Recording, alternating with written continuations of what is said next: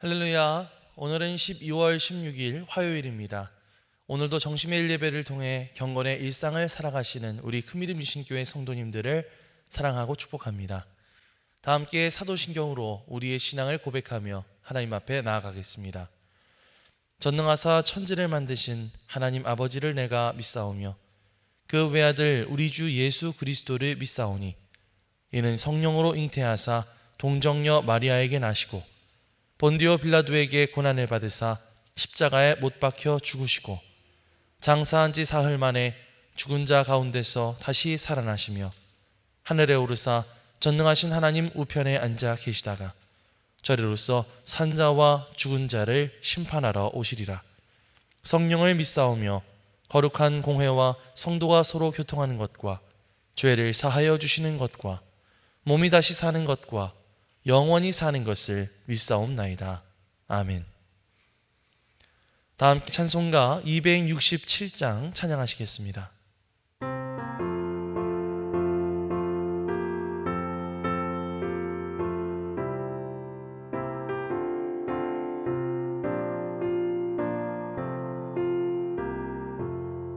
주의 확실한 약속의 말씀 듣고 주만 믿으면 구원을 얻으리라.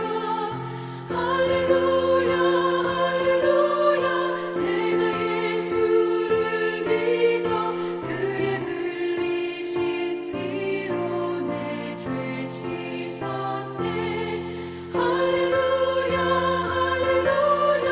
내가 예수를 믿어 그의 흘리신 피로 내 죄 씻었네. 나의 갈 길이 험하고 위험하나 항상 예수의 도우심 믿고 가네. 할렐루야 할렐루야. 내가 예수를 믿어 그의 흘리신 피로 내 죄 씻었네. 할렐루야 할렐루야. 내가 예수를 믿어 그의 흘리신 피로 내 죄 씻었네. 주의 보좌에 천사들 둘러서서 우리 구주를 높이어 찬양하네. 할렐루야 할렐루야. 내가 예수를 믿어 그의 흘리신 피로 내 죄 씻었네. 할렐루야 할렐루야. 내가 예수를 믿어 그의 흘리신 피로 내 죄 씻었네. 예언자들과 왕들도 반열대로 황금길 따라 나와 찬송하네. 할렐루야 할렐루야. 내가 예수를 믿어 그의 흘리신 피로 내 죄 씻었네. 할렐루야 할렐루야. 내가 예수를 믿어 그의 흘리신 피로 내 죄 씻었네. 우리 모두 다 그 반열 뒤따르며 함께 즐거운 찬송을 부르리라. 할렐루야 할렐루야. 내가 예수를 믿어 그의 흘리신 피로 내 죄 씻었네. 할렐루야 할렐루야. 내가 예수를 믿어 그의 흘리신 피로 내 죄 씻었네. 오늘 하나님께서 우리에게 주시는 말씀은 여호수아서 19장 49절로 51절까지의 말씀입니다. 이스라엘 자손이 그들의 경계를 따라서 기업의 땅 나누기를 마치고 자기들 중에서 눈의 아들 여호수아에게 기업을 주었으니 곧 여호와의 명령대로 여호수아가 요구한 성읍 에브라임 산지 딥나세라를 주매 여호수아가 그 성읍을 건설하고 거기 거주하였더라. 제사장 엘르아살과 눈의 아들 여호수아와 이스라엘 자손의 지파의 족장들이 실로에 있는 회막문 여호와 앞에서 제비 뽑아 나눈 기업이 이러하니라. 이에 땅 나누는 일을 마쳤더라. 이는 하나님의 말씀입니다. 아멘. 할렐루야. 오늘도 말씀을 듣는 여러분의 심령 속에 성령님의 감동이 함께하여 주시기를 주님의 이름으로 간절히 축원합니다. 지난 몇 주 동안 우리가 읽어왔던 말씀들은 사실 읽기에 그리 편안한 내용들은 아니었습니다. 여호수아 13장부터 시작되었던 12지파의 땅 분배 이야기는 낯선 지명들과 복잡한 경계선들이 계속해서 나왔죠. 요단강 동편의 르우벤, 갓, 므낫세 반지파를 시작으로 해서 서편의 유다와 에브라임, 그리고 실로에 모여서 제비를 뽑았던 베냐민, 시므온, 스불론, 이사갈, 아셀, 납달리, 단지파까지 각 지파가 자신들의 살 곳을 정하는 이 과정은 이스라엘 역사에 있어서 가장 중요하면서도 한편으로는 가장 치열하고 긴장감 넘치는 그런 시간이었을 것으로 보입니다. 그리고 오늘 우리가 읽은 말씀을 끝으로 해서 이스라엘 백성들의 땅 분배가 모두 끝이 납니다. 모든 지파가 땅을 분배받게 된 것이죠. 그리고 나서 이 마지막 순간 성경이 주목하고 있는 한 사람이 있는데요. 누굴까요? 이 기나긴 정복전쟁을 승리로 이끈 총사령관, 눈의 아들 여호수아입니다. 이제 다른 지파들의 땅 분배가 모두 끝난 이 시점에서 여호수아는 어떤 선택을 했을까요? 그리고 그의 모습은 오늘 우리에게 어떠한 영적 교훈을 줄까요? 함께 살펴보면서 은혜 나누는 시간이 되었으면 좋겠습니다. 성경은 여호수아가 기업을 받은 시점에 대해서 아주 명확하게 기록하고 있습니다. 49절입니다. 이스라엘 자손이 그들의 경계를 따라서 기업의 땅 나누기를 마치고 자기들 중에서 눈의 아들 여호수아에게 기업을 주었으니, 말씀을 보시면 이스라엘 자손이 땅 나누기를 마치고 라고 하는 이 짧은 구절에서 저는 여호수아의 위대한 리더십을 발견하게 되었습니다. 상식적으로 한번 생각해 볼까요? 여호수아가 누굽니까? 이스라엘의 최고 지도자이자 이 모든 전쟁의 영웅이라고 할 수가 있겠죠. 논공 행상을 한다면 가장 먼저 상을 받아야 할 사람이라고 할 수 있습니다.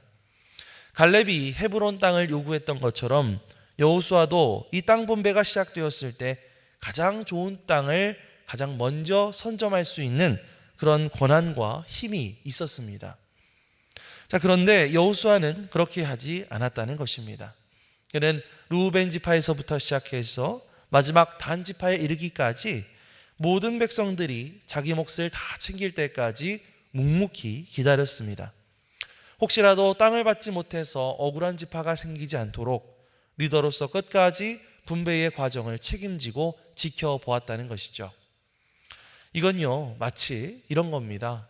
맛있는 음식이 있으면 자식들 입에 먼저 넣어주고 자식들이 배부른 것을 확인한 후에야 숟가락을 드는 그런 어머니의 마음과 같다고 할 수가 있겠죠. 전쟁터에서 배식을 할 때 병사들을 배불리 먹인 후에야 남은 밥을 챙겨 먹는 지휘관의 모습과 같은 것입니다. 세상의 리더들이 가지는 이 특권이라고 하는 것은 원래 가장 좋은 것을 가장 먼저 챙길 수 있는 그런 힘이죠. 내가 먼저 좋은 자리를 차지하고 남은 것을 아랫사람들에게 줍니다. 하지만 하나님의 리더십은 순서가 다릅니다. 공동체의 유익을 가장 먼저 챙기고 리더인 자신은 맨 마지막에 서게 되는 것, 그게 바로 여호수아가 보여준 참된 영적 지도자의 모습인 것이죠. 우리가 가정에서 또 직장에서 교회에서 존경받는 사람이자 존경받는 리더가 되려면 어떻게 해야 될까요? 내 목소리를 앞세우고 내 목소리를 높이는 것이 아니라 내 순서를 가장 뒤로 미루는 것입니다. 예수님께서도 마태복음 23장 말씀을 보면 이렇게 말씀하셨죠. 너희 중에서 큰 자는 너희를 섬기는 자가 되어야 하리라. 나는 괜찮으니까 당신 먼저 하십시오. 리더로서 이러한 배려와 기다림을 보여주게 될 때에 그곳에 진정한 평화와 질서가 세워지게 될 줄 믿습니다. 리더로서 다른 사람들을 먼저 세우고 가장 나중에 받는 것을 두려워하지 않았던 여호수아처럼 이 넉넉한 마음, 넉넉한 배려를 닮아갈 수 있는 저와 여러분들이 되시기를 주님의 이름으로 간절히 축원합니다. 자, 그렇다면 이렇게 맨 마지막에 선택권을 가지게 되었던 여호수아가 골랐던 땅은 과연 어디였을까요? 자, 50절 말씀을 함께 보겠습니다. 곧 여호와의 명령대로 여호수아가 요구한 성읍 에브라임 산지 딥낫세라를 주매 여호수아가 그 성읍을 건설하고 거기 거주하였더라. 아멘. 여호수아가 선택한 곳은요, 에브라임 산지에 있는 딥낫세라라는 지역이었습니다. 이 지역은 어떤 곳이었을까요? 먼저 우리는 여기서 산지라고 하는 말에 주목할 필요가 있습니다. 제가 이곳이 어떤 곳인지 좀 찾아봤는데요, 이곳의 토지는 그래도 비옥한 편에 속했다고 하더라고요. 하지만 아무래도 산지 지역이다 보니까 평야 지역처럼 편안하게 농사를 짓거나 물을 쉽게 구할 수 있는 그런 안락한 땅은 아니었을 것입니다. 게다가 성경은 여호수아가 그곳에 들어가서 성읍을 건설했다라고 말하고 있습니다. 이미 잘 지어진 신도시 같은 곳에 입주한 것이 아니라 아무것도 없는 곳 혹은 무너진 곳을 가서 다시 세워야 하는 그런 수고가 필요한 땅이었다는 것이죠. 인간적으로 보면 잘 이해가 되지 않을 수 있습니다. 여호수아는 지금 벌써 110세를 바라보는 노인이었습니다. 평생 전쟁터를 누빈 그에게 이제 필요한 것은 휴식과 안락함 아니었을까요? 그러니 이미 정복된 성읍들 중에서 시설 좋은 곳을 골라서 편안한 노후를 보낼 그런 자격이 충분했습니다. 하지만 그는 안주하는 삶 대신에 또다시 땀 흘려서 일궈야 하는 개척의 자리를 선택했다는 사실이죠. 여기서 놀라운 사실이 하나 더 있는데요, 여호수아가 선택한 이 산지 지역 딥낫세라라는 이름의 뜻이 무엇인지 아십니까? 바로 풍성한 목, 남는 것 중에 가장 큰 분깃, 이런 뜻을 가지고 있습니다. 좀 아이러니하죠. 이런 산지 지역이 어떻게 풍성한 몫이 될 수 있을까? 세상 사람들은 이미 갖춰진 환경, 남들이 부러워하는 조건을 가리켜서 풍성한 몫이다 이렇게 부를 것입니다. 하지만 믿음의 사람에게는 이 풍성함의 기준이 조금 다르다는 것이죠.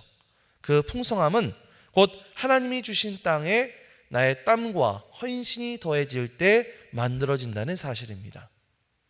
여호수아는 알고 있었습니다. 지금 비록 눈앞에 보이는 땅은 거친 산지일지라도 하나님이 주신 기업이기 때문에 내가 땀 흘려서 기경하고 가꾸면 그것이 가장 아름답고 가장 풍성한 땅이 될 수 있을 것임을 믿었다는 것이죠.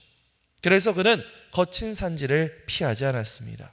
그곳을 딥낫세라로 바꾸었다는 것입니다. 사랑하는 성도 여러분, 혹시 지금 여러분에게 주어진 환경이 이 에브라임 산지처럼 거칠고 힘들어 보이십니까? 다른 사람들은 평야에서 쉽게 사는 것 같은데 나만 험한 골짜기 같은 곳을 걷는 것 같아서 원망스러우신가요? 여러분, 낙심하지 마십시오. 하나님은 그 거친 땅을 여러분을 위한 딥낫세라, 곧 풍성한 몫으로 예비하신 줄 믿습니다. 우리가 그곳에서 믿음으로 그 땅을 밟고 기도로 씨를 뿌리고 헌신의 땀방울을 흘리게 될 때에 그 거친 산지는 우리 인생의 가장 빛나는 기업이 될 줄 믿습니다. 남들이 차려놓은 밥상을 부러워하지 마십시오. 내게 주신 그 사명의 자리에서 땀 흘려 일구어내는 진정한 딥낫세라의 축복을 받을 수 있는 저와 여러분들 되시기를 주님의 이름으로 간절히 축원합니다. 이제 마지막 51절 말씀을 보면 거대한 땅 분배의 역사가 이제 마무리되는 것을 볼 수가 있습니다. 제사장 엘르아살과 눈의 아들 여호수아와 이스라엘 자손의 지파의 족장들이 실로에 있는 회막문 여호와 앞에서 제비를 뽑아 나눈 기업이 이러하니라. 이에 땅 나누는 일을 마쳤더라. 아멘. 자, 이 모든 이스라엘 지파의 기업 분배가 어디에서 이루어졌습니까? 실로에 있는 회막문 여호와 앞에서 이루어졌다라고 말하고 있습니다. 이게 바로 오늘 설교의 마지막 핵심이죠. 땅을 나누는 일은요, 자칫하면 인간적인 욕심이 충돌하고 또 서로 더 좋은 것을 가지려고 다투는 부동산 전쟁처럼 될 수가 있습니다.